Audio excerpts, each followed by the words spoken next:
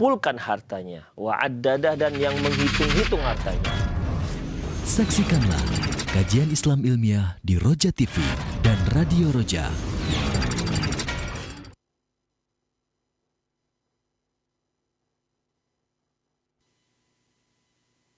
Innal hamdalillah nahmaduhu wa nasta'inuhu wa nastaghfiruh.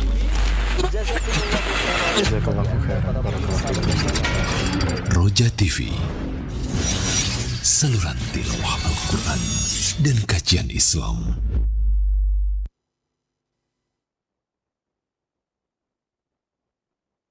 Bismillah. Assalamualaikum warahmatullahi wabarakatuh. Alhamdulillahirabbil alamin wa bihi nasta'inu ala umurid dunya waddin. Wassalatu wassalamu ala asyrafil anbiya'i wal mursalin wa ala alihi wa sahbihi ajma'in. Amma ba'd. Ikhwati Islam wa azakumullah. Sahabat Roja dimanapun Anda berada, alhamdulillah di kesempatan Senin pagi yang berbahagia ini kembali kita akan simak program kajian ilmiah disampaikan oleh Ustadz Ali Nur Hafizahullah dari Kota Medan, Sumatera Utara.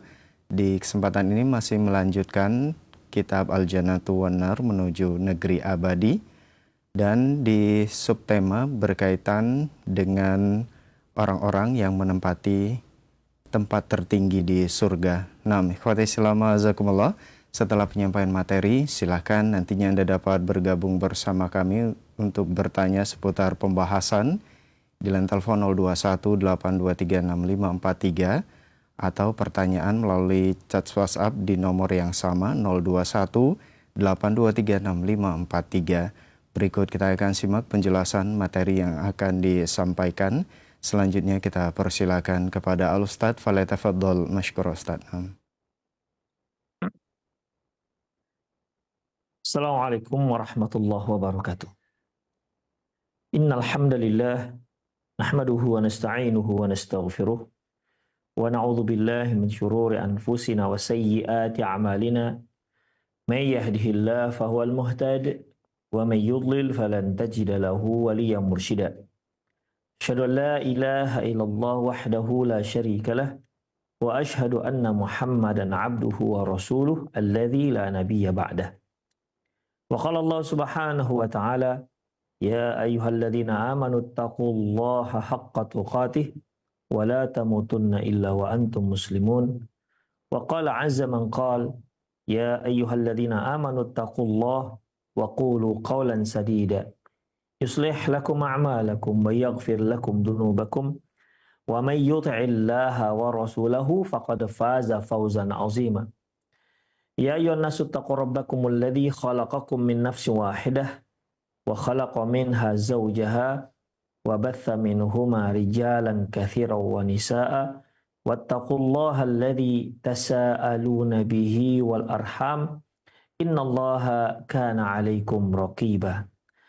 Amma ba'du, inna astaqal hadithi kitabullah wa khairal hadi hadi Muhammad sallallahu alaihi wasallam wa syarrul umur muhdatsatuha wa kullu muhdatsatin bid'ah wa kullu bid'atin dhalalah wa kullu dhalalatin finnar.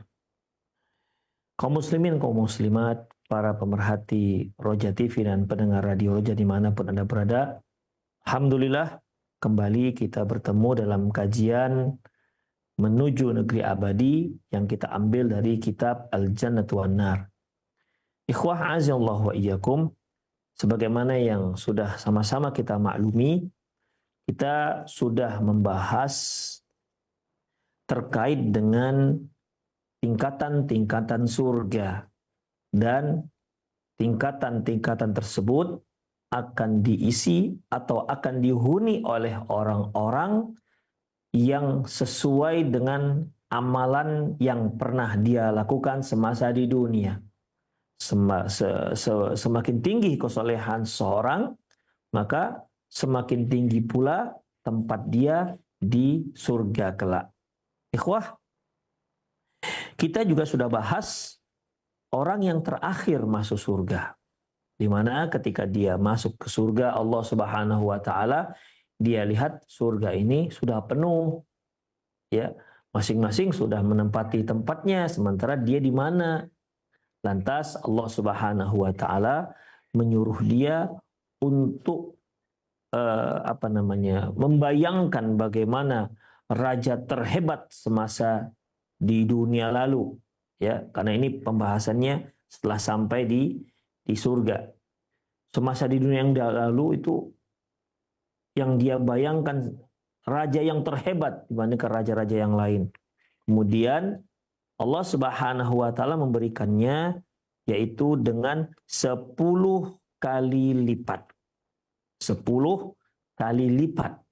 Itulah yang Allah Subhanahu wa taala berikan kepada seorang yang tempatnya paling rendah di surga.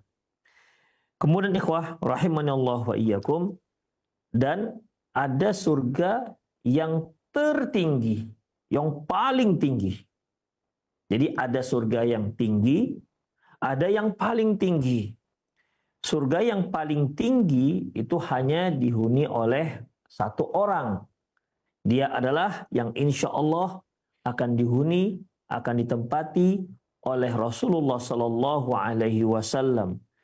Surga ini, tempat ini yang disebut dengan al-wasilah. Disebut dengan al-wasilah.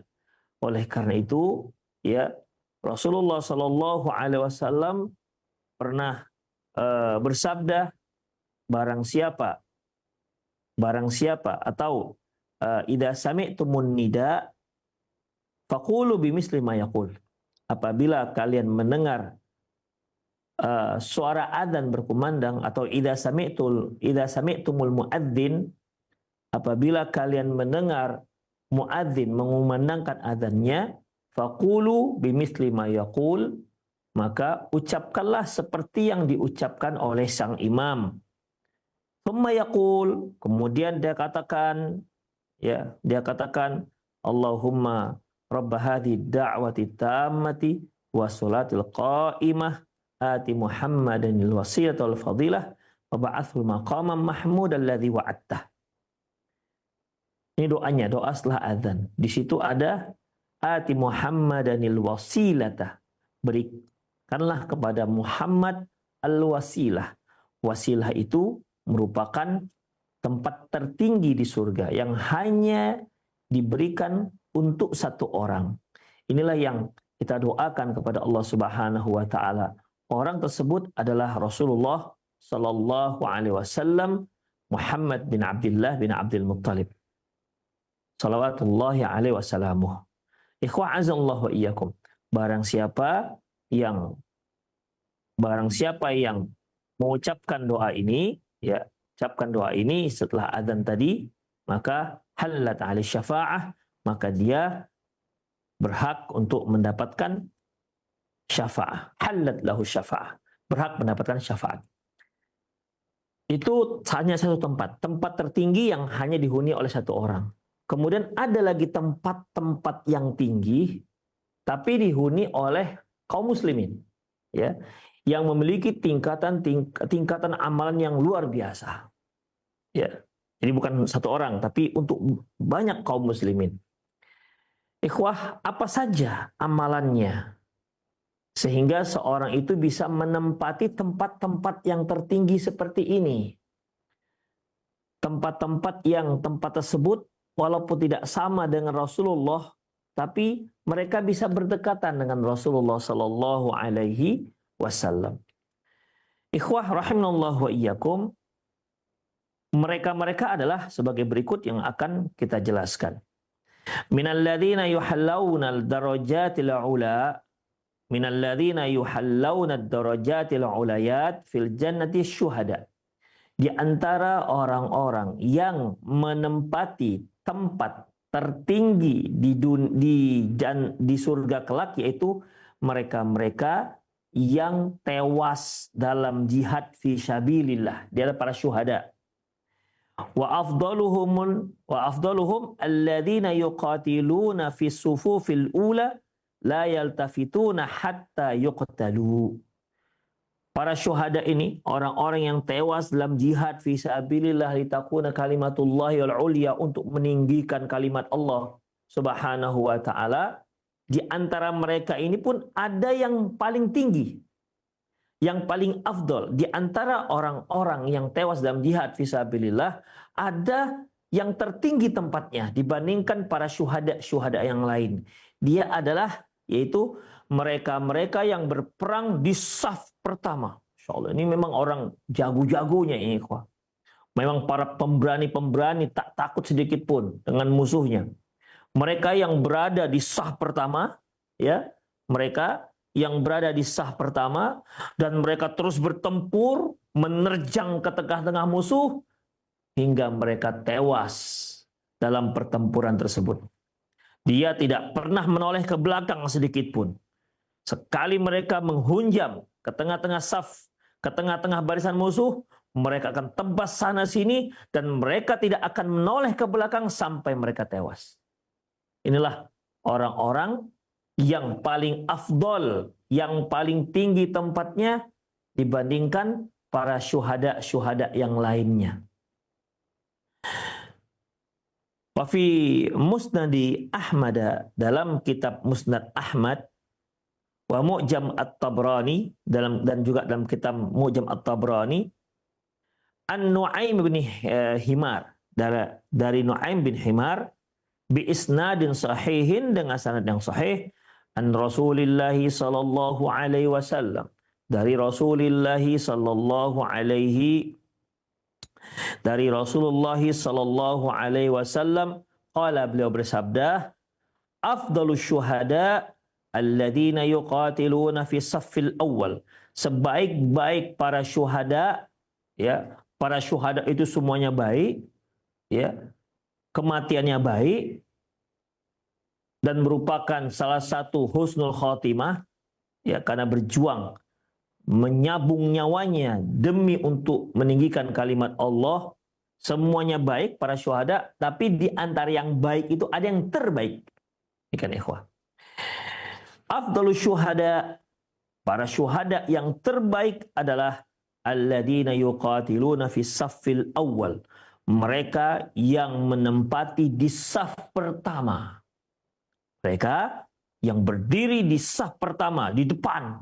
Jadi kalau pasukan sekian ratus orang, sekian ribu orang, pasukan, personil, mereka yang di depan, ikhwah, yang langsung berhadapan dengan musuh. Kemudian, fala yaltafituna wujuhahum, wajah mereka tidak pernah sekalipun menoleh ke belakang. Jangankan ingin surut, melangkah, atau mundur ke belakang, lihat ke belakang pun tidak, ikhwah. Terus wajah mereka ke depan, menghunjam ke tengah-tengah musuh. Hatta yuqtalu, sampai mereka terbunuh. Ulaik, mereka itu adalah yatalabbatuna fi ghurafil ula minal jannah. Mereka lah yang dimasukkan Allah Subhanahu wa taala untuk menempati ghuraf, kamar-kamar tertinggi di surga. Masya Allah. Yatalabbatu ini adalah, ikhwah, ikhtalata bihi, yaitu yang dia berada di situ. Artinya mutahayyir, mereka bingung di sini. Kok Masya Allah begitu. Mereka merasa luar biasa. Ya, mereka terheran-heran begitu luar biasanya nikmat yang Allah Subhanahu wa taala berikan kepada mereka. Nikmat yang tak pernah terbetik sedikit pun dalam benak mereka. Ruangan yang begitu mewah, yang begitu tinggi derajatnya. Ikhwah. Jadi saking hebatnya surga yang diberikan kepada mereka, ya, mereka sampai terheran-heran betapa indahnya. Itu makna pertama daripada yatalabbatun. Ada lagi yang mengartikan yatalabbatun ini, yatalabbatun itu saking bahagianya mereka guling-guling. Saking bahagianya mereka berguling-guling di surga, di tempat yang Allah tempatkan untuk mereka. Demikian ikhwah, saking bahagianya. Yadhaku ilaihim rabbuhum, dan Allah pun tertawa melihat mereka. Fa idza dhahika rabbuk ila 'abdin fi mautinin fala hisaba alaihi. Kalau Allah Subhanahu wa taala tertawa dengan seorang hamba di satu tempat, berarti orang itu tidak ada dihisab. Tidak ada hisab lagi.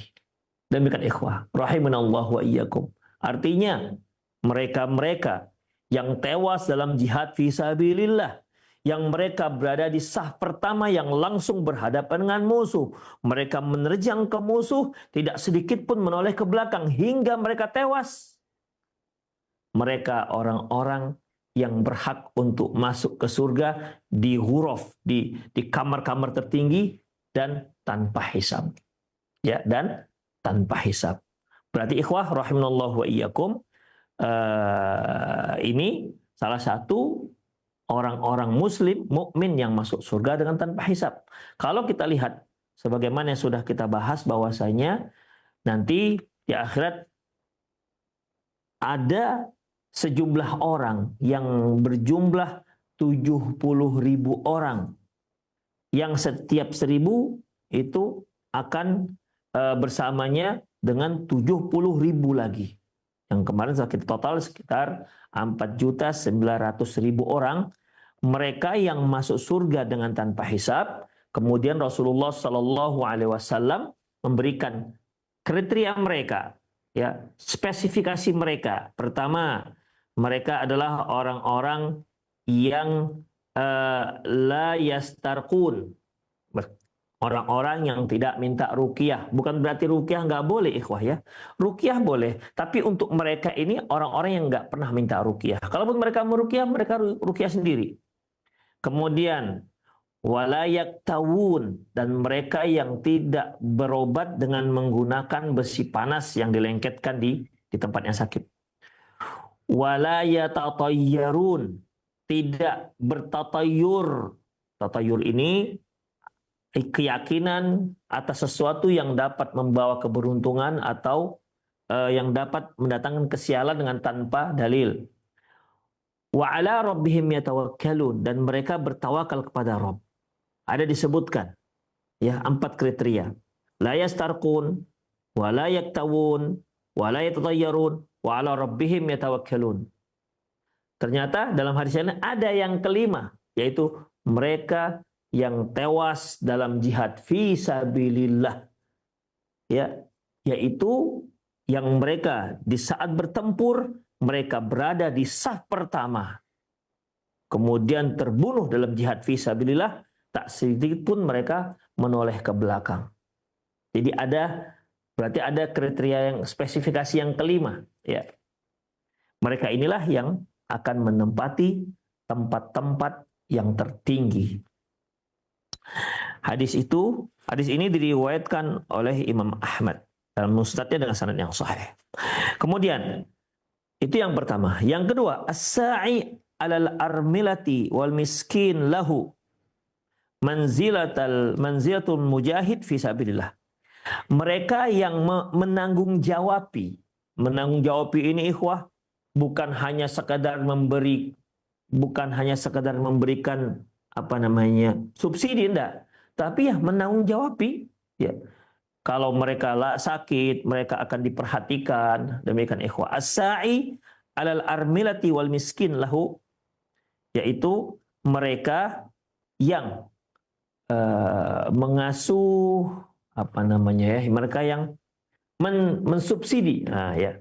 Mereka yang mensubsidi para janda-janda dan orang-orang miskin lahu ini artinya yang ada di kerabatnya, Jadi para janda-janda yang ada di kerabatnya, orang-orang miskin yang ada di kerabatnya, maka posisi mereka itu adalah orang-orang yang seperti orang-orang mujahid fisabilillah. Seperti orang-orang mujahid fisabilillah. Posisi mereka di akhirat sama seperti orang yang jihad fisabilillah. Fa fi sahih Muslimin an Abi Hurairah radhiyallahu anhu, dalam hadis yang diriwayatkan oleh Imam Muslim dari Abi Hurairah radhiyallahu anhu anin Nabi sallallahu alaihi wasallam, dari Nabi sallallahu alaihi wasallam qala, dia bersabda, as-sa'i 'alal armilatil wal miskin kal mujahidi fi sabilillah.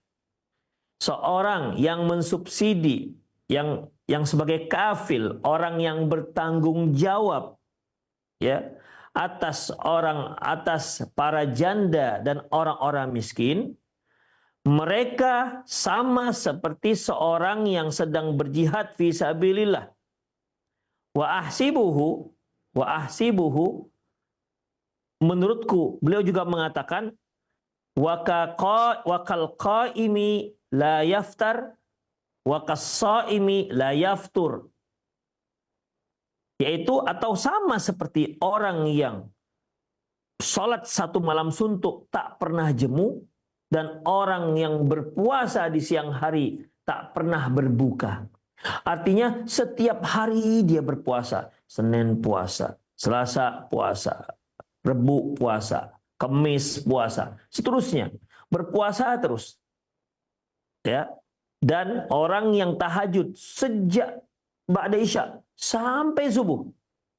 Orang-orang yang sebagai kafil, orang yang bertanggung jawab, orang yang mensubsidi, ya, orang yang bersedekah terhadap para janda-janda dan orang-orang miskin, maka mereka itu satu, posisi mereka sama seperti posisi orang yang jihad perang dalam jihad fisabilillah, atau sama seperti orang yang sholat satu malam suntuk, atau orang yang berpuasa setiap hari.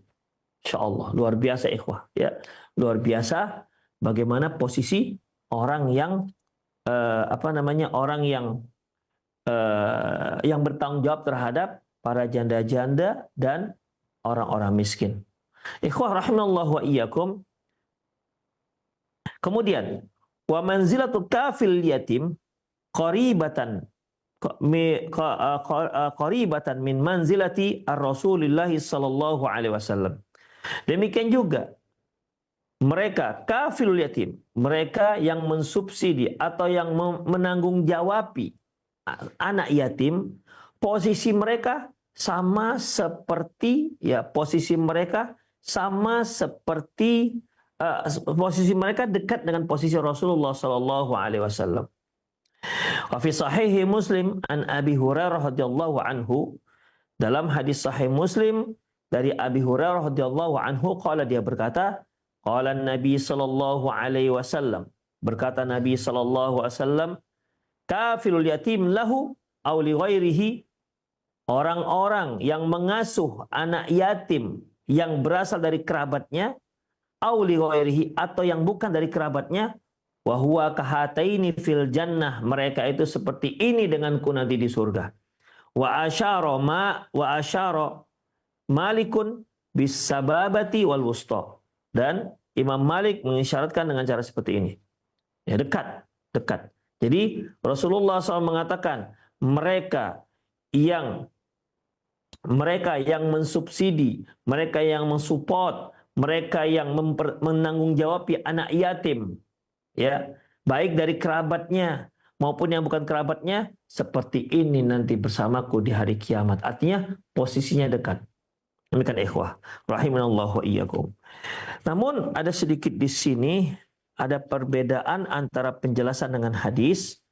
Seperti kita agak kembali ke belakang, di sini disebutkan bahwasanya sa'i alal armilati wal miskin lahu, orang yang mensubsidi para janda dan orang-orang miskin, lahu ini ikhwah artinya artinya yang kerabat-kerabatnya, yang termasuk kerabat-kerabatnya.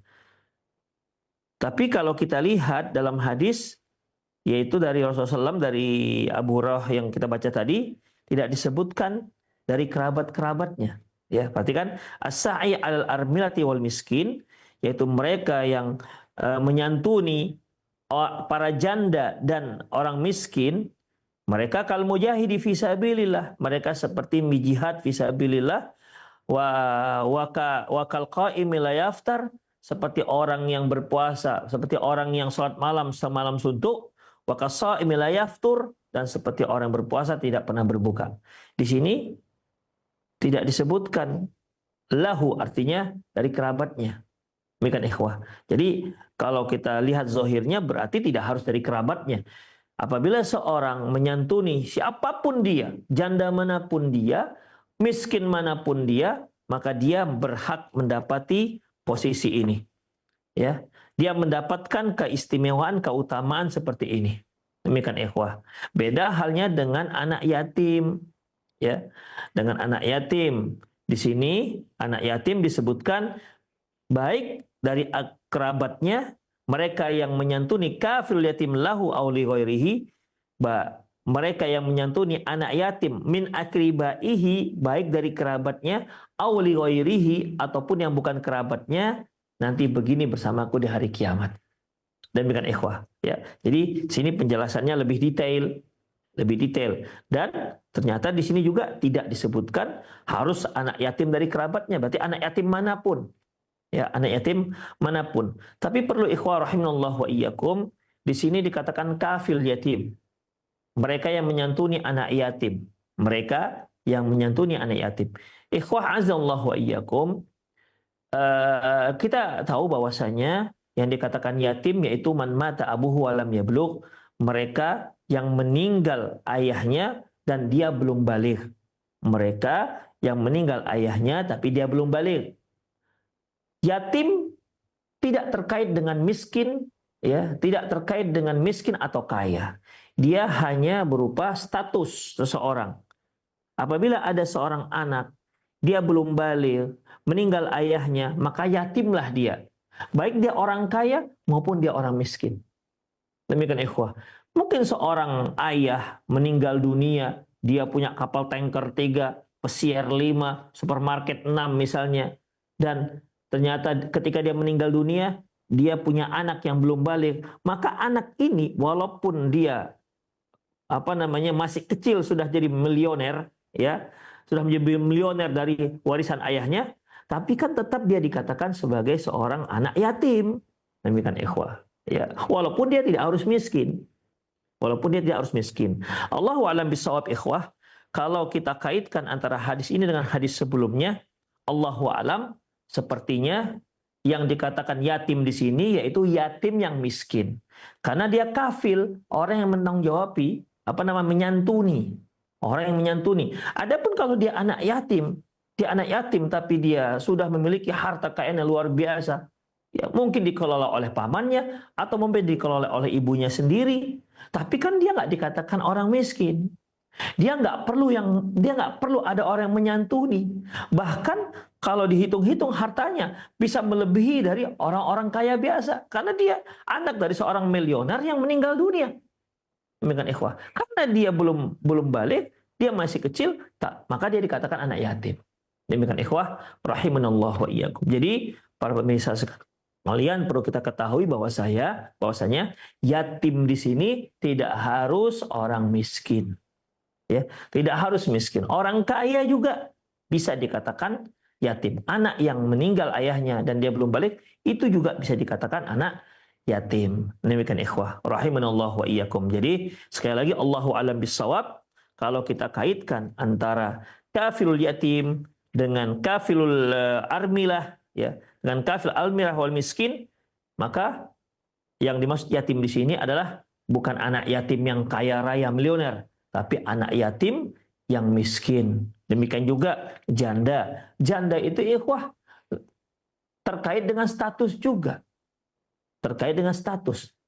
Janda ikhwah, kalau meninggal suaminya atau dia bercerai dengan suaminya, jandalah dia. Baik janda kaya raya atau janda yang tajir luar biasa maupun janda-janda yang miskin, dia tetap dikatakan armilah. Demikian ikhwah. Tapi boleh jadi Allahu a'lam bishawab, yang dimaksud dengan janda di sini adalah janda yang berkekurangan. Ya, perlu dia seorang kafil, perlu dia seorang yang menyantuni. Ya, jadi di sini janda, yatim, demikian juga orang-orang miskin, ya. Miskin itu mereka yang memerlukan orang-orang yang menanggung-jawabi atau orang-orang yang menyantuni mereka. Maka orang-orang penyantun ini posisinya sama seperti seorang jihad yang sedang berperang fisabilillah, atau sama posisinya seperti orang yang sholat 1 malam suntuk dan orang yang puasa terus-menerus setiap hari. Kemudian muncul pertanyaan, apakah yang disebut dengan sa'i ala armilah, yaitu orang yang menyantuni para janda. Maksudnya dia harus menikahi para janda tersebut. Ya. Allahu a'lam bissawab ikhwah. Menikahi termasuk dan tak menikahi juga termasuk. Ya, termasuk dalamnya. Karena di sini dikatakannya sa'i. Ya, bukan orang yang menikahi tapi sa'i, orang yang menyantuni, orang yang menanggung jawabi. Menanggung jawabi itu tidak harus dia menikahi. Demikian ikhwah. Jadi kalau kita artikan as-sa'i itu artinya menikahi, itu merupakan salah satu daripada sa'i. Salah satu daripada sa'i. Dan yang tidak menikahi kalau dia menyantuni, dia juga termasuk dalam hadis ini. Tapi kalau dia memang betul-betul mau menanggapi semuanya, maka sebaiknya dia menikahi janda tersebut. Demikian ikhwah. Rahimanallahu wa ikum. Sekali lagi, di sini as-sa'i di sini tidak harus menikahi. Tapi kalau dia nikahi juga termasuk juga dikatakan as-sa'i. Tentu lebih afdal. Demikian ikhwah. Rahimanallahu wa iyyakum. Demikian. Ya. Kemudian kalau dia nikahi si janda ini, tapi dia tidak memberikan nafkah, apakah termasuk sa'i? Ya, tentunya tidak. Ya, tentunya tidak. Jadi Allahu a'lam bishawab, maksud sa'i di sini yaitu yang memenuhi kebutuhan mereka sehari-hari. Allahu a'lam bishawab. Kemudian wa yarfa'ullahu darajatal aba'i bi barakati du'ail abna. Demikian juga yang bisa mengangkat derajat seseorang yaitu dikarenakan doa sang anak terhadap kedua orang tuanya. Jadi orang tua ikhwah, aset terbesar dia sebenarnya di dunia ini adalah anak-anak. Makanya kita sebagai orang tua harus berjuang habis-habisan untuk menjadikan anak kita itu anak-anak yang soleh dan solehah. Karena ini aset terbesar. Ini merupakan aset terbesar ikhwah. Rahimanallahu wa iyyakum. Kalau anak-anak yang lain yang kita ajarkan, belum tentu dia mengingat kita sebagai gurunya. Istri yang kita nikahi, ketika kita meninggal, bisa saja dia menikah lagi dengan laki-laki lain. Sehingga ketaatannya kepada laki-laki itu. Orang tua kita, ya juga termasuk orang-orang yang senantiasa mendoakan kita. Tapi umumnya dia orang yang lebih dahulu meninggal dunia, umumnya ikhwah. Makanya anaklah merupakan harapan terbesar kita sebagai orang tua, yang merupakan aset terbesar kita, harapan yang terbesar kita untuk mengangkat derajat kita di surga kelak. Makanya ikhwah azallahu yakum harus memperhatikan benar agar anak-anak kita ini menjadi anak-anak yang soleh dan solehah.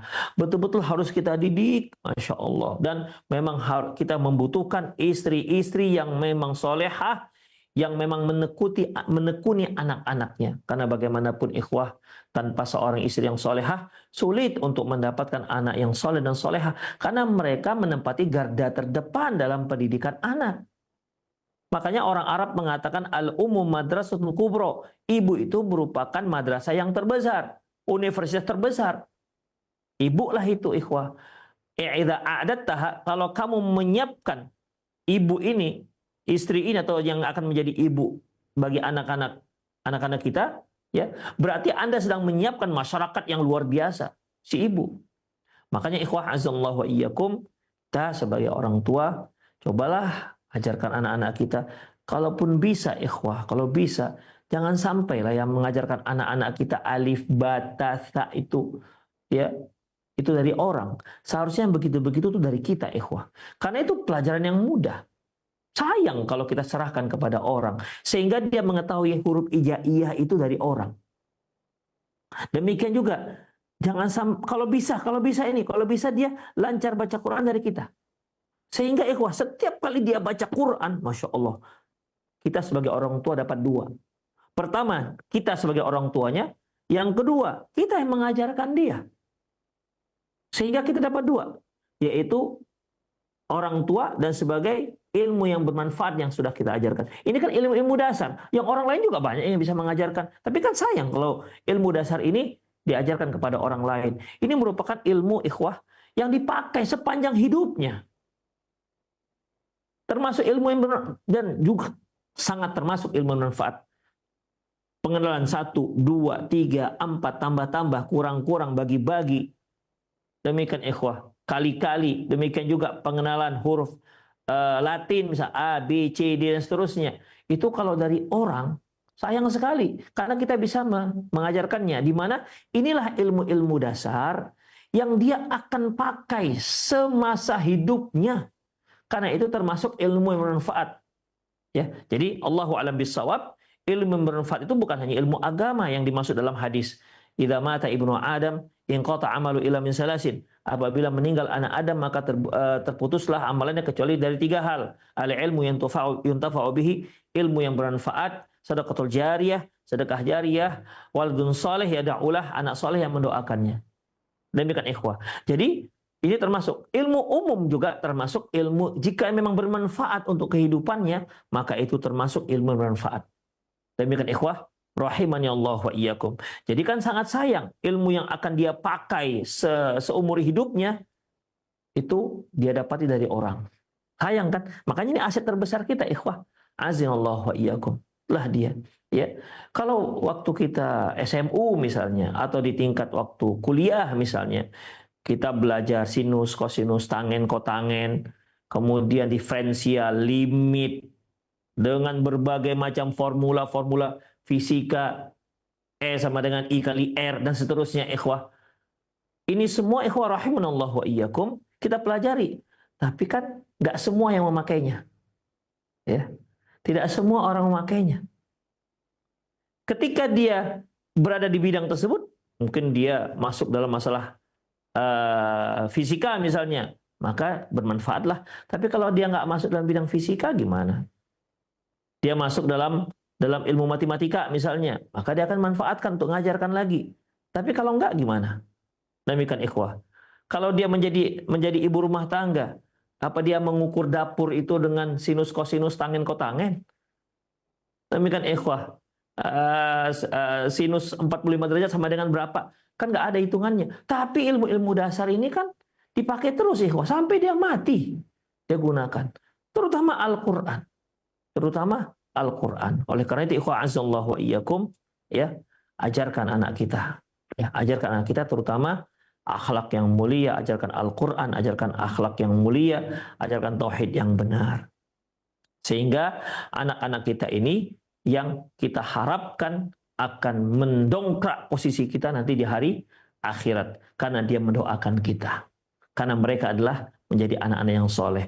Mengenai hasil, itu kita serahkan kepada Allah Subhanahu wa Ta'ala. Yang terpenting bagi kita berusaha dengan maksimal, wasaddidu wa qaribu, upayakan, mendekatlah, lakukan dengan maksimal mungkin. Adapun hasil kita serahkan kepada Allah Subhanahu wa Ta'ala. Baik. Yarfa'ullahu darajat al-aba bi barakati du'ail abna. Para ayah akan menempati tempat yang tertinggi dikarenakan keberkahan doa si anak. Wa fi musnadi Ahmad an Abi Hurairah radhiyallahu anhu, dalam kitab Musnad Imam Ahmad dari Abi Hurairah radhiyallahu anhu qala, dia berkata, qala Rasulullah sallallahu alaihi wasallam, Rasulullah sallallahu alaihi wasallam bersabda, innallaha la yarfa'ud darajata lil 'abdi as-salihi fil jannah. Sesungguhnya Allah Subhanahu wa Ta'ala akan mengangkat derajat seorang hamba yang soleh di surga. Fayaqulu ya Rabb anna li hadhihi. Dia mengatakan, ya Allah, kok bisa saya menempati tempat yang tinggi seperti ini? Jadi dia sendiri tak menyangka ikhwah, Allah menempatkan dia di tempat yang tinggi. Karena dia merasa dia nggak melakukan amalan-amalan yang istimewa yang menyebabkan seorang itu menempati tempat tertinggi seperti itu. Mengapa dia bisa menempati tempat itu? Dia kaget ikhwah. Kok bisa? Kenapa bisa seperti ini? Demikian ikhwah. Ya senang dong tentunya, tapi kaget. Kenapa bisa ini? Kemudian Allah Subhanahu wa Ta'ala mengatakan fayaqul bistighfari waladika lak. Itu dikarenakan doa anakmu untuk dirimu. Ternyata si anak senantiasa memohonkan ampun untuk kedua orang tuanya yang sudah meninggal dunia. Demikian ikhwah, minta ampun ya Allah, ampunkan dosa kedua orang tuaku, lapangkan kuburannya. Ikhwah azallahu wa iyyakum, kita sebagai orang tua kan juga punya orang tua sebelumnya. Ikhwah, jangan lupakan doakan mereka. Mereka sangat berharap, terutama orang-orang tua kita yang sudah meninggal. Mereka sangat berharap doa kita, ikhwah. Itulah yang paling diharapkan dari kita.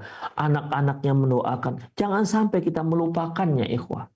Jangan sampai kita melupakan mereka. Mungkin orang tua kita sudah meninggal 20 tahun lalu, 30 tahun lalu. Janganlah sampai kita lupakan dia dalam setiap doa kita. Mereka sangat berharap dari doa kita. Merekalah orang yang paling berjasa dengan keberadaan kita. Merekalah orang yang paling berjasa dengan pendidikan kita. Apalagi mereka yang telah berjasa berusaha menjadikan anak-anak mereka yang soleh soleha. Masya Allah. Oleh karena itu, ikhwah, jangan lupakan jasa-jasa mereka dengan terus sisipkan mereka dalam setiap doa-doa kita.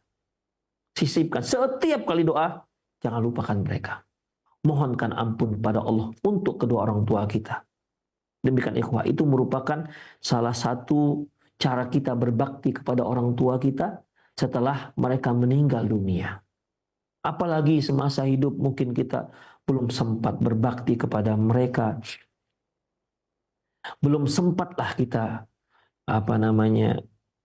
menyantuni mereka. Belum sempatlah kita berjuang untuk mereka semasa mereka hidup. Dan di saat mereka sudah meninggal, barulah kita punya kemampuan, barulah kita punya waktu, punya perhatian. Maka ikhwah, jangan lupakan mereka. Kalau Anda belum sempat berbakti kepada kedua orang tua Anda semasa mereka masih hidup, maka berbaktilah kepada mereka setelah mereka meninggal dunia dengan cara terus mendoakan mereka. Demikian, ikhwah. Apalagi kalau Anda sering melakukan umroh, doakan mereka dalam setiap tawaf, dalam setiap sa'i, dalam setiap doa-doa Anda ketika Anda berada di Masjidil Haram, di tempat-tempat yang makbul, di waktu-waktu yang makbul. Jangan lupakan mereka. Sisipkan nama mereka dalam setiap doa-doa Anda. Karena itu merupakan aplikasi dari seorang anak yang soleh dan soleha. Dan kita juga berharap anak kita juga seperti itu terhadap kita setelah kita meninggal dunia. Kita berharap hal jazaa'ul ihsani ilal ihsan, bukankah balasan orang yang baik adalah baik juga? Ya, kita berharap kepada Allah Subhanahu wa taala. Al jaza' ma'al jinsil amal. Balasan itu sesuai dengan amalan kita. Kalau kita tak pernah melupakan orang tua kita dalam setiap doa-doa kita kepada Allah, insya Allah anak-anak kita juga akan seperti itu. Tapi ajarkan mereka. Ya, diajarkan mereka sehingga mereka menjadi anak-anak yang soleh. Anak-anak yang soleh tidak akan pernah melupakan orang tuanya, baik ketika dia masih hidup, apalagi ketika mereka sudah meninggal dunia. Besar sekali harapan mereka, ikhwah, rahimanallah wa iyyakum, dari doa kita. Apalagi di bulan Ramadan. Bulan Ramadan, futihat fi abwabul jannah, lam tughlaq minhu babun, lam tughlaq minha babun. Kemudian wa tughlaqu fihi wa tughlaqu abwabun niran, lam tuftah minhu babun. Bahwasanya sekarang ini bulan Ramadan, saat-saat dibukanya pintu surga, tak ada satupun pintu surga yang tertutup. Dan di saat ditutupnya pintu neraka, tak ada satupun pintu neraka yang dibuka. Dan kita berharap Allah Subhanahu wa taala memasukkan orang tua kita ke dalam surga. Dan kita berharap kepada Allah agar kita juga bersama orang tua kita di surga kelak bersama anak-anak kita. Walladzina amanu wattaba'athum dzurriyyatuhum biimanin alhaqna bihim dzurriyyatahum wa ma alatnahum min amalihim syai'. Dan orang-orang yang beriman dan diikuti oleh anak-anak mereka, kesolehannya, keimanan mereka, alhaqna bihim dzurriyyatahum, kami akan satukan mereka di surga kelak. Wa ma alatnahum min amalihim syai', kami tidak akan pernah menyia-nyiakan amalan baik mereka sedikit pun. Demikian, ikhwah, rahimanallah wa iyyakum. Jadi kita kembali kepada hadis bahwasanya Allah Subhanahu wa taala mengangkat derajat orang tua ini, ikhwah. Ya, dan tanpa dia sangka, ternyata dikarenakan istighfar anaknya terhadap dirinya. Semoga kita termasuk anak yang seperti ini. Ya, semoga kita termasuk anak yang seperti ini, dan kita berharap, berdoa kepada Allah semoga anak-anak kita termasuk anak-anak yang mendoakan kita terus dalam setiap doa-doanya. Qala Ibnu Katsir, berkata Ibnu Katsir rahimahullah, wa hadza isnadun sahih, ini sanadnya sahih, walam yukhrijhu ahadun min ashabi kutubus sittah, dan tidak ada seorang pun yang pemilik kutubus sittah meriwayatkannya. Artinya tak diriwayatkan oleh Imam Nasai, Abu Daud, Ibnu Majah, kemudian Tirmidzi, tidak juga Imam Bukhari, dan juga tidak Imam Muslim. Ya, tidak ada seorang pun dari pemilik kutubus sittah yang mengeluarkannya. Ya, tidak ada seorang pun yang meriwayatkan itu. Imam Ahmad. Imam Ahmad kan tidak termasuk dalam kutubus sittah. Dia termasuk yang ketujuh. Kalau disebutkan kutubus sittah, Imam Ahmad nggak termasuk. Walakin lahu syahidun fi sahih Muslim. Tetapi hadis ini ada penguatnya dalam sahih Muslim. An Abi Hurairah radhiyallahu anhu, dari Abi Hurairah radhiyallahu anhu, qala, dia berkata, qala Rasulullah sallallahu alaihi wasallam, Rasulullah sallallahu alaihi wasallam bersabda, "Idza mata ibnu Adam, inqata'a anhu amaluhu illa min salasin." Apabila anak Adam itu meninggal dunia, maka terputuslah amalannya kecuali dari yang tiga. Yang pertama yaitu sedekahun jariyah, sedekah jariyah. Sedekah jariyah ini yang dia wakafkan untuk kaum muslimin, yang dia wakafkan untuk kepentingan orang banyak, tidak harus muslim, untuk kepentingan orang banyak. Mungkin di sana ada jembatan yang jebol mungkin ikhwah, atau titi yang rusak misalnya, dia perbaiki sehingga masyarakat umum bisa leluasa melewati sungai tersebut. Kenapa? Karena jasa dia memperbaiki titi. Maka setiap orang yang lewat dia mendapatkan pahala. Setiap yang lewat dapatkan pahala. Tidak harus khusus untuk muslim ya, untuk orang ramai juga. Atau misalnya dia belikan lampu untuk penerangan jalan, sehingga orang yang lewat di jalan tersebut lewat dengan tenang, tidak khawatir dengan kegelapan. Demikian ikhwah, dia merasa nyaman dan aman. Maka setiap orang yang lewat merasakan kenyamanan dengan penerangan yang kita buat, maka kita mendapatkan pahala jariyah seterusnya sampai itu lampu jebol. Sampai lampu itu jebol. Demikian ikhwah, kalau sudah rusak berarti nggak dapat lagi. Ya. Kalau diganti lagi ya, Pak, ya siapa yang ganti? Demikian ikhwah. Ya, sedekah jariyah. Apalagi kalau buat masjid, masya Allah, itu termasuk sedekah jariyah ikhwah. Man bana masjidan lillah kama fasil qatat banallahu lahu baitan fil jannah. Barang siapa yang membangun masjid karena Allah, walaupun hanya sebesar seharga sarang burung, Allah akan bangunkan untuk dia satu rumah di surga. Demikian ikhwah, ini sedekah jariyah, ya, sedekah jariyah. Atau dia bangunkan madrasah, masya Allah, ya, di sana ada orang-orang yang belajar agama, di sana ada orang-orang yang menghafal Quran, maka mengalir pahalanya luar biasa ikhwah. Itu semua termasuk sedekah jariyah. Kemudian au ilmu yuntafa'u bihi, atau ilmu yang bermanfaat. Ilmu yang bermanfaat ini ikhwah rahimanallahu wa iyyakum, walaupun memang ada para ulama berbeda pendapat apakah yang bermanfaat ini semua ilmu yang bermanfaat, baik ilmu agama maupun ilmu umum, ataukah hanya ilmu agama saja. Ikhwah azallahu wa iyyakum, zahir hadis ini al ilmu yuntafa'u bihi, ilmu yang bermanfaat, ya semua yang bermanfaat. Kalau ilmu syar'i pasti itu sudah jelas bermanfaatnya untuk dunia dan akhirat. Tapi ada juga hal-hal yang bermanfaat yang lainnya ikhwah. Apa itu ikhwah? Ya ilmu dunia. Seperti misalnya seorang mengajarkan orang lain bagaimana cara menservis atau memperbaiki sepeda motor misalnya. Kemudian dia gunakan itu untuk mencari nafkah, untuk menafkahi keluarganya. Ini juga termasuk ilmu manfaat. Atau seorang ibu mengajarkan bagaimana cara masak agar mendapatkan masakan yang lezat misalnya. Dan si ibu ini pun masak masakan tersebut untuk keluarganya. Ya ini juga termasuk ilmu yang manfaat. Ya, semua ilmu yang bermanfaat maka termasuk dalam hadis ini al ilmu yuntafa'u bihi. Maka setiap kali ilmu itu dimanfaatkan oleh orang, maka mengalirlah pahalanya. Ya. Itu yang Yang Allahu alam, kalau saya lihat itu yang rojih. Semua yang bermanfaat, bukan harus ilmu syar'i. Kemudian awaladun soleh yada'ulah, atau anak soleh yang mendoakannya, atau anak soleh yang mendoakannya. Kenapa ikhwah rahimallahu wa iyyakum ada di sini kaitan dengan anak soleh? Karena kalau anak nggak soleh, nggak mendoakan, mungkin juga dia nggak berdoa, tidak untuk dirinya dan juga tidak untuk orang tuanya. Atau mungkin sekali-sekali, itu pun untuk dirinya. Tapi kalau anak yang soleh, ciri anak yang soleh adalah ikhwah, mereka yang mendoakan dirinya dan juga tak lupa mendoakan kedua orang tuanya. Waladun soleh yada'ulah. Ikhwah, perlu di sini saya ingatkan bahwasanya kalau sudah dikatakan anak kita itu maksudnya anak kandung. Tidak bisa kita artikan anak-anak yang kita ajarkan atau anak-anak angkat, tidak ikhwah. Ya, tidak itu. Ini nggak termasuk dalam hadis. Anak soleh yang mendoakan, kalau masalah doa, ya, itu siapa saja kaum muslimin mendoakan siapapun yang kaum muslimin, yaitu insya Allah bermanfaat. Insya Allah bermanfaat. Misalnya kita punya teman nih, ya, kita punya teman, atau kita punya teman tersebut sudah meninggal, kita doakan ya Allah ampunkan dosanya, itu bermanfaat untuk dia.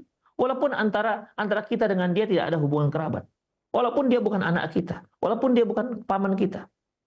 Demikian ikhwah. Atau misalnya kita mendengar di jauh di sana, di sudut bumi sana ada kaum muslimin yang dibantai misalnya oleh orang-orang kafir. Oh, ya Allah berikanlah mereka kesabaran, ya Allah berikanlah mereka surga, ya Allah surga mengampunkan dosanya. Mereka sampai ikhwah. Walaupun kita nggak tahu siapa mereka, tidak ada hubungan kerabat sama sekali, tapi kita tahu mereka adalah seorang muslim. Itu sampai, ya, itu sampai ikhwah. Kalau doa secara umum sampai. Tapi kalau khusus anak soleh, itu dia punya jalur khusus ikhwah. Ini yang dimaksud. Jadi kalau dikatakan anak itu adalah anak kandung, bukan anak angkat dan juga bukan anak-anak yang kita ajarkan. Kalau anak yang kita ajarkan pada mereka ilmu yang bermanfaat, mereka mendoakan kita, ya sampai. Ya bukan anak yang kita ajarkan saja, kalau dia mendoakan kita, sampai doanya. Insya Allah sampai ikhwah. Demikian ikhwah. Tapi kalau untuk anak soleh, ini beda. Posisinya, penempatan beda. Dia punya jalur khusus. Demikian ikhwah. Anak yang soleh, waladun soleh yada'ulah. Ya, demikian juga ibu kita. Yang dikatakan ibu kita yang mana ikhwah? Allah menjelaskan, in ummahatuhum illallai waladnahum. Sungguhnya ibu kalian adalah yang melahirkan kalian. Itu ibu kalian. Kalau ayah kita menikah lagi dengan wanita lain, itu bukan ibu kita. Secara istilah itu bukan ibu kita. Makanya kalau orang Arab mengungkapkan, kalau di fikih dikatakan zaujatul ab, istri ayah, bukan Kalau itu, ibu itu hanya ibu kita yang melahirkan kita. Demikian ikhwah. Demikian juga kalau ibu kita, ibu kandung kita, nikah dengan laki-laki lain atau ayah tiri kita, sebenarnya dalam Islam nggak dikatakan ayah, itu namanya zaujul demikian ikhwah. Zaujul suami ibu.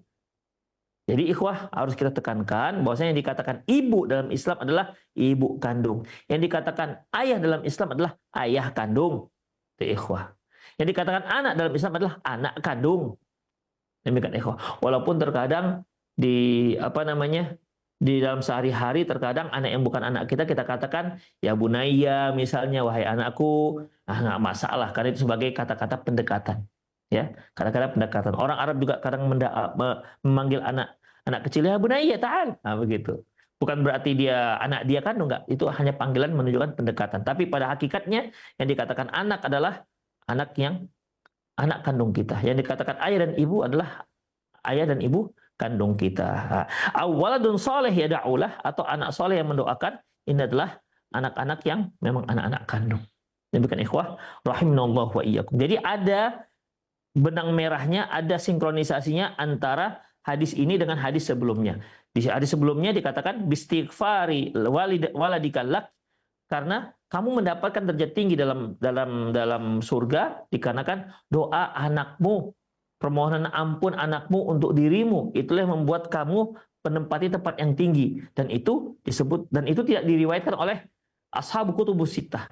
Tapi dalam kitab Muslim, Imam Sahih Muslim disebutkan apabila seorang meninggal dunia maka terputus amalannya kecuali yang 3 diantaranya anak soleh yang mendoakan. Dengan demikian sangat erat hubungannya hadis yang diriwayatkan oleh Imam Muslim ini menguatkan hadis yang diriwayatkan oleh Imam Ahmad. Demikianlah ikhwah azallahu ikum. Jadi bisa kita simpulkan bahwasanya yang menempati tempat-tempat yang tertinggi, ya, tempat-tempat tertinggi artinya bukan tempat yang paling tinggi, itu hanya satu, itu wasilah. Itu diharapkan, kita doakan itu hanya untuk Rasulullah SAW. Tapi di bawahnya yaitu orang yang tempatnya tinggi seperti orang-orang yang berjihad, berperang menghadapi musuh dan dia berada di saf pertama. Dan dia tidak pernah sedikit pun menoleh ke belakang sampai dia tewas. Yang kedua yaitu orang-orang yang menyantuni para janda-janda, janda-janda miskin, anak-anak miskin, orang-orang miskin, anak-anak yatim, ya, anak-anak yatim, ya, maka tempatnya nanti dekat dengan Rasulullah SAW. Yang ketiga yaitu orang-orang yang didoakan oleh anak-anaknya.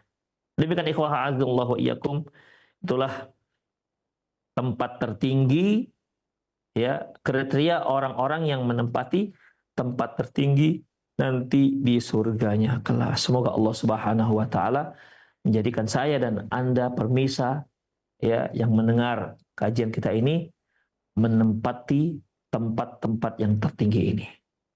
Semoga Allah Subhanahu wa taala meridhai kita semua. Naam.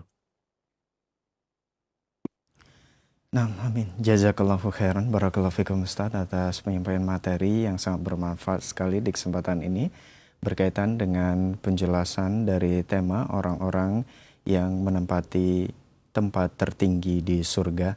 Nah, ikhwati Islam azakumullah, silahkan bagi Anda yang ingin bertanya secara langsung di line telepon 0218236543 atau pertanyaan melalui pesan singkat di chat WhatsApp di nomor yang sama 0218236543. Baik, pertanyaan pertama kita awali dari pesan singkat di kesempatan ini dari Pak Abdullah di Bogor. Assalamualaikum warahmatullahi wabarakatuh Ustadz. Bagaimana kalau ada keluarga saya semasa hidup di dunia ini tidak peduli dengan agamanya, terkhusus dengan sholat, sering bolong-bolong dan ibadah-ibadah lainnya juga malas dikerjakan. Dulu sudah dinasihati tapi tidak mau dengar dan akhirnya maut menjemputnya. Apakah sedekah diniatkan untuk keluarga seperti itu bisa bermanfaat untuk dirinya di akhirat nanti? Dan bagaimana cara melafazkan niatnya untuk sedekah keluarga yang sudah meninggal dunia? Syukran. Jazakumullah khairan. Ikhwa azallahu wa iyyakum. Allahu alam bissawab. Allahu alam bissawab. Terkait dengan terputusnya amalan setelah seorang meninggal dunia. Ya, tadi disebutkan ada 3. Yang 3 ini nggak putus. Kemudian ada juga hal-hal yang bermanfaat untuk si mayit. Ada disebutkan dalam kitab Ahkamul Janaiz yang ditulis oleh Syekh Muhammad Nasir Al-Albani rahimahullah, perkara-perkara yang bermanfaat untuk si mayit, artinya sudah meninggal dunia. Di samping yang 3 tadi, seperti doa kaum muslimin. Dan beliau juga menyebutkan terkait dengan masalah sedekah. Hanya ikhwah, a'azinallahu wa iyyakum, apa yang dihadiahkan, pahala yang dihadiahkan untuk si mayit, ya, yang pada dasarnya sudah terputus amalannya, tapi ada saluran yang lain yang tetap berjalan, pada dasarnya memerlukan dalil. Ya, dia harus perlu dalil. Artinya, ketika seorang meninggal dunia, maka putuslah amalannya. Tidak ada lagi mengalir pahala-pahala berikutnya setelah dia meninggal dunia. Udah? Kemudian, kecuali ada saluran-saluran khusus. Dan ini perlu dalil. Yahtajud dalil jadid. Dia memerlukan dalil yang baru. Seperti 3 hal tadi. Sedekah jariyah, al-ilmu yuntafa'u bihi, waladun salih da'ulah, sedekah jariyah, ilmu manfaat, anak yang mendoakannya. Itu ada dalilnya. Ya, doa kaum muslimin. Kalau kaum muslimin kan beda dengan doa anak yang soleh. Secara umum itu masuk dalam yang bermanfaat pada orang yang sudah meninggal. Sebagaimana firman Allah Subhanahu wa taala, walladzina yaquluna rabbana yaqul rabbana, dan orang-orang yang beriman setelahnya, Rabbana ighfir lana wa li ikhwanina alladzina sabaqu bil iman. Yaitu mereka yang berdoa, ya Allah ampunkanlah dosa kami dan dosa orang-orang yang terlebih dahulu yang telah mendahului kami. Demikian ikhwah. Itu masuk. Ya, demikian juga kalau kita doa jenazah, itu kan tidak harus ada hubungan kerabat. Doa jenazah, siapapun jenazahnya selama dia muslim, maka kita doakan dia. Allahumma firlahu warhamhu wa'afi wanfu, siapapun dia. Jadi bermanfaat doa kaum muslimin secara umum. Kemudian ikhwah rahimallahu wa iyyakum, di antara pembahasan di situ adalah sedekah. Sedekah. Nah, sedekah ini Allahu a'lam bissawab, yang ada dasarnya adalah sedekah anak untuk orang tuanya yang sudah meninggal dunia. Anak untuk orang tuanya yang meninggal dunia. Adapun selain itu, Allahu a'lam, ini perlu ikhwah, perlu adanya dalil. Perlu ada dalil yang baru untuk ini. Demikian ikhwah. Kan itu juga yang menyebabkan terjadinya khilafiyah masalah apakah membaca Al-Quran itu juga sampai kepada si mayit. Demikian ikhwah. Siapapun baca Quran. Kalau anak yang baca Quran sudah jelaslah, ya. Sudah jelaslah ikhwah. Wa allaisa lil insani illa ma sa'a. Sesungguhnya manusia tidak akan mendapatkan apapun kecuali apa yang pernah dia lakukan. Rasulullah mengatakan wal waladu min kasbi abih, dan anak itu termasuk hasil usaha orang tuanya. Tapi ikhwah rahimallahu wa iyyakum, yang ada disebutkan dalam hadis adalah anak yang datang kepada seorang sahabat yang datang kepada Rasulullah SAW, apakah saya bersedekah untuk orang tua saya? Kata Rasulullah, silakan bersedekah untuk orang tuamu. Tapi kalau untuk yang lain, istri ke suami, suami ke istri, ya, adapun kita punya kerabat atau siapapun dia yang selain anak ke orang tua, Allahu a'lam bishawab, perlu dalil. Karena ini masalahnya ikhwah, pengiriman doa, pengiriman pahala. Pahala itu kan ikhwah yang akan menyampaikan itu adalah Allah Subhanahu wa taala. Ya. Adalah Allah Subhanahu wa taala yang menyampaikan, bukan kita. Ya. Bukan kita yang menyampaikan. Jadi kalau seandainya kita katakan ini juga sampai, ya tinggal kita carilah keterangannya dari Allah. Karena bukan kita yang memberinya, Allah yang akan menyampaikannya. Jadi Allahu a'lam bishawab tentang pemberian pahala untuk orang yang sudah meninggal dunia, saya Allahu a'lam lebih cenderung hanya yang ada dalilnya saja, anak ke orang tua. Adapun jika ada dalil yang lain, misalnya orang tua kita ke kerabat ataupun kita ke teman-teman, kalau ada dalilnya, insya Allah termasuk. Seperti ini ikhwah, seperti haji ataupun umroh. Haji dan umroh itu ikhwah bisa dibadalkan kepada orang lain walaupun bukan orang tua. Sebagaimana seorang sahabat pernah membadalkan haji atau umroh untuk temannya. Labbaik Allahumma hajjan li Sibrimah. Sibrimah itu bukan setahu saya sih bukan kerabat, bukan orang tuanya juga, bukan anaknya juga. Nah ini ikhwah. Kita katakan sampai, kenapa? Karena ada dalilnya. Jadi Allahu a'lam bishawab, saya lebih cenderung pada yang ada dalilnya saja. Adapun selebihnya Allahu a'lam. Nah.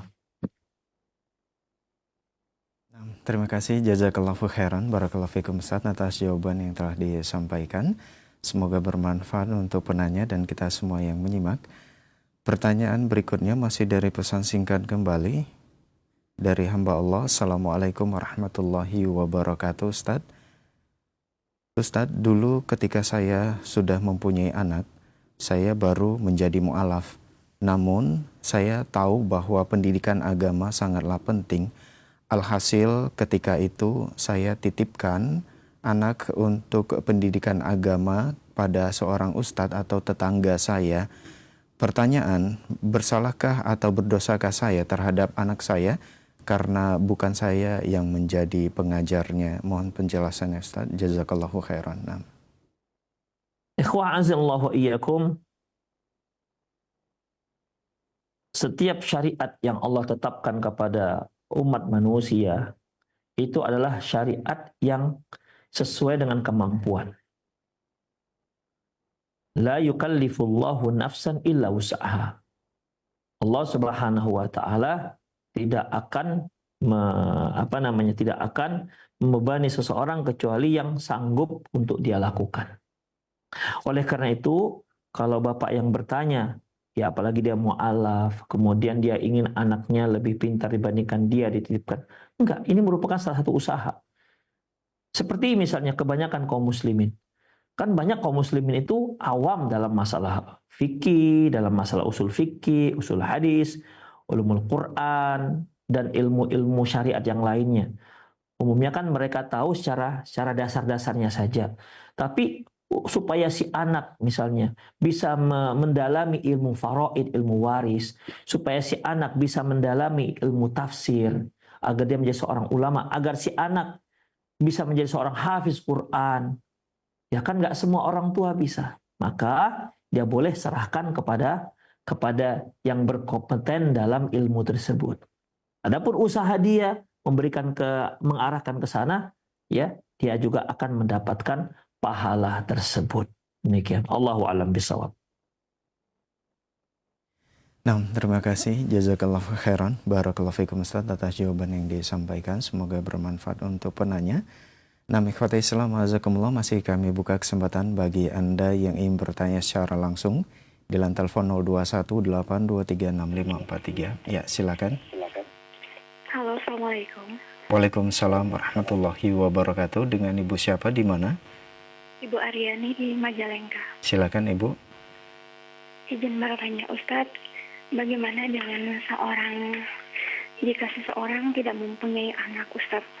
Tentunya jika dia sudah meninggal nanti, tidak akan ada yang mendoakannya Ustadz. Karena pada saat kita meninggal nanti, kita sangat mengharapkan doa dari anak-anak kita.